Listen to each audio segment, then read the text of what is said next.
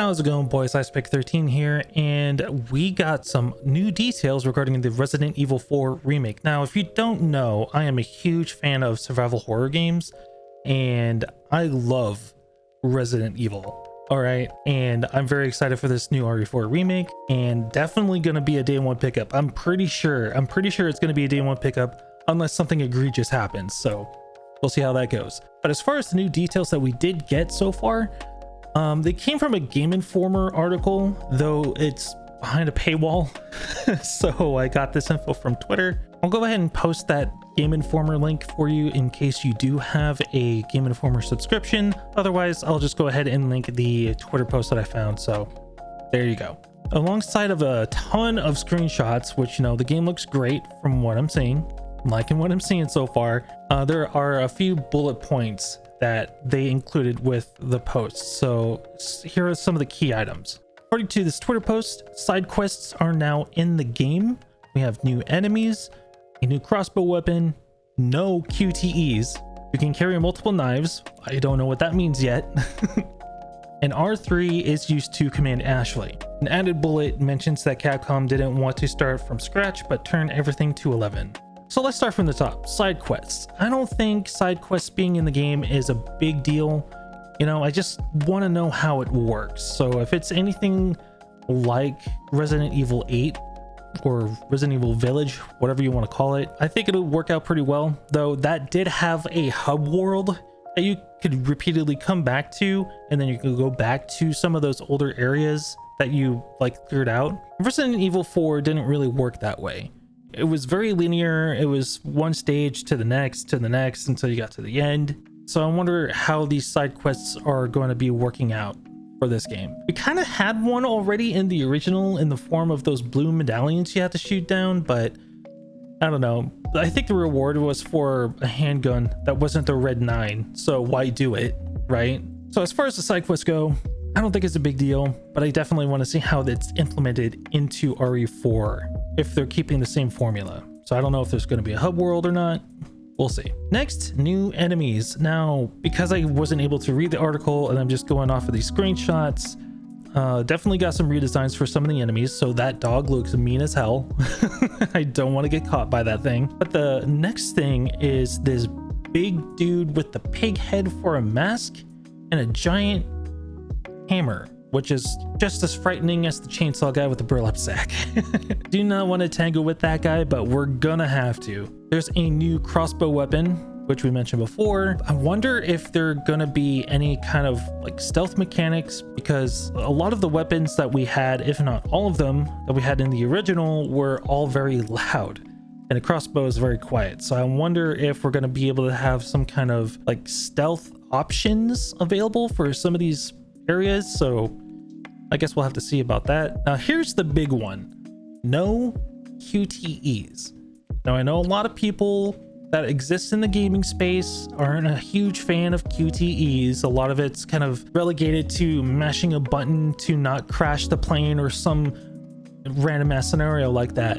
But the thing is, Resident Evil 4's implementation of QTEs is something that I really liked. You know, it really challenged your reaction time in both gameplay and cutscenes, so you were never safe, dude. You had no idea when that shit was coming. And as far as the most famous or infamous, depending on who you ask, implementation of this QTE system was the Krauser encounter, at least the first one. Because you have that first encounter. I mean, this is spoiler territory for Resident Evil 4, but that game came out in 2005 and you haven't played it since, then that's kind of your fault.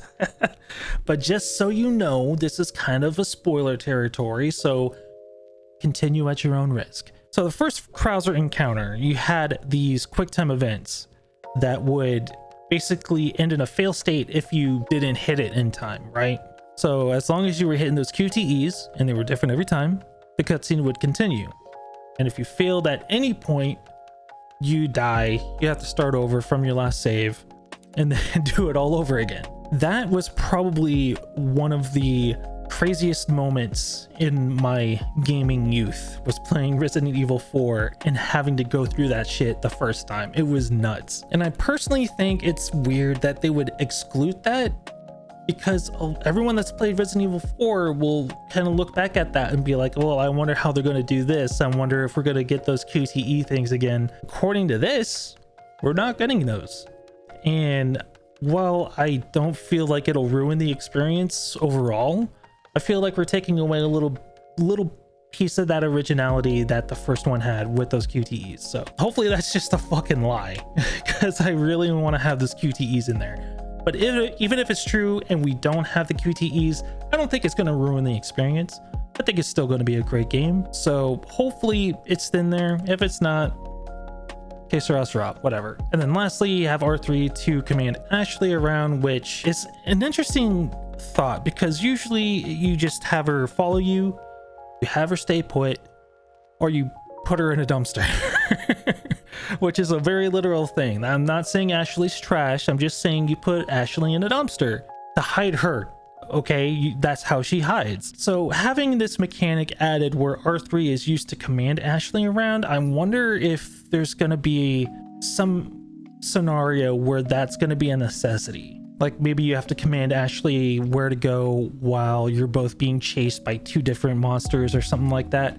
Who knows exactly what they're going to implement? We'll only have to see what they do once the game releases.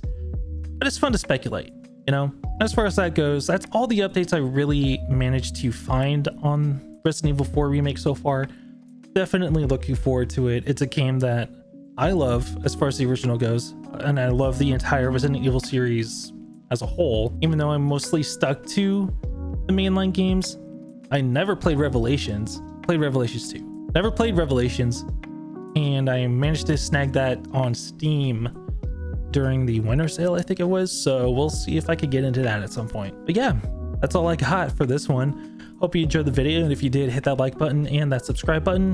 And also, if you wouldn't mind checking out my main channel, Nice Pick 13, where we have a lot of gameplay stuff. It's mostly shooters, less horror, more action, more tactical stuff over there. Yeah, I do love me some horror, man. I just haven't played anything like any good horror lately.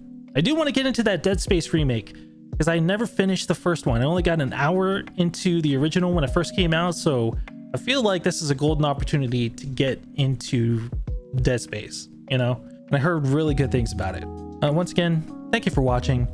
Stay hydrated. I hope you have a good one, and I'll catch you next time. Peace.